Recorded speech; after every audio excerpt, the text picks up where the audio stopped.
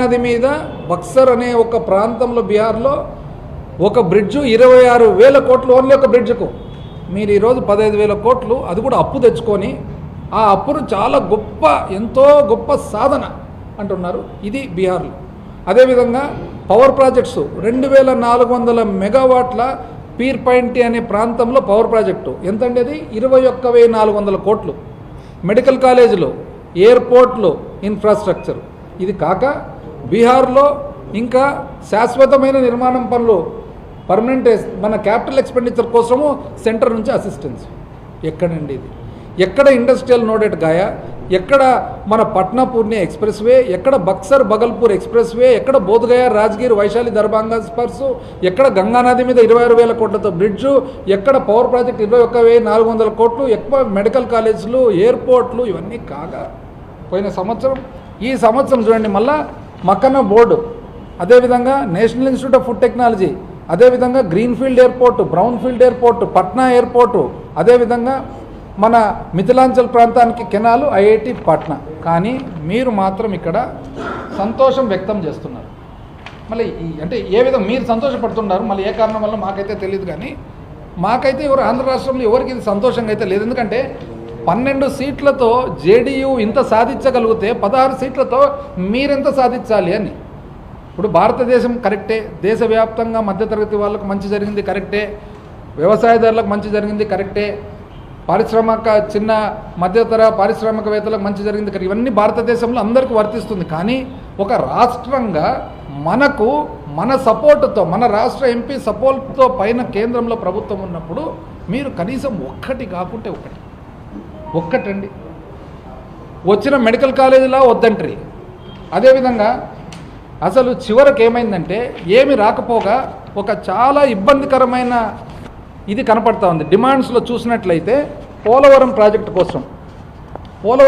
కోసము item number 38 డిమాండ్స్లో చూస్తే revised cost for complete అంటే పోలవరం ప్రాజెక్టు పూర్తి చేసేదానికి అని చెప్పి దాంట్లో చాలా ఇబ్బందికరమైన ఒక సెంటెన్స్ ఉంది. ఏమదంటే the proposal is for revised cost of 30,430 30,436 కోట్లకు ఎక్కడి వరకు for completion of Polavaram irrigation project with water storage up to 41.15 metres that is minimum drawdown level and అంటే కంప్లీషన్ ఆఫ్ పోలవరం అంటే దీని అర్థమేమి?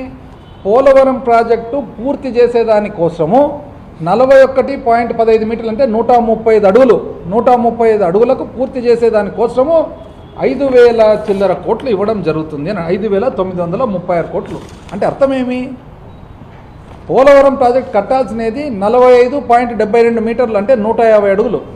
150 అడుగులు కడితే పోలవరం ప్రాజెక్టులో ఇంచుమించు 200 టీఎంసీ నీళ్ళు వస్తాయి. 200 టీఎంసీ నీళ్ళు వస్తే ఇంచుమించు కృష్ణా జిల్లా కానీ గోదావరి జిల్లా కానీ కొన్ని లక్షల ఎకరాల నీటి పరిధిలో వచ్చేది కాక కొన్ని లక్షల ఎకరాలకు ఆల్రెడీ పారుతున్న కెనాళ్లకు స్టెబిలైజేషన్ స్థిరీకరణ జరుగుతుంది.